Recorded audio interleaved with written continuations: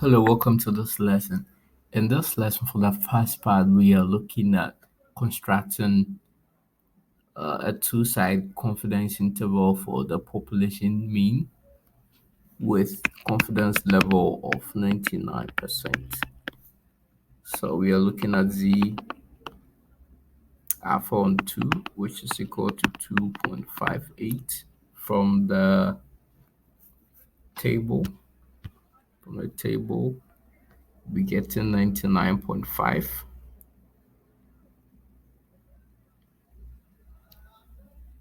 That should pretty much be here.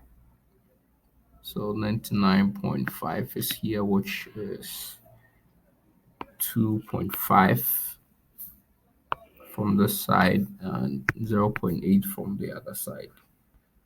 Okay. Then we have the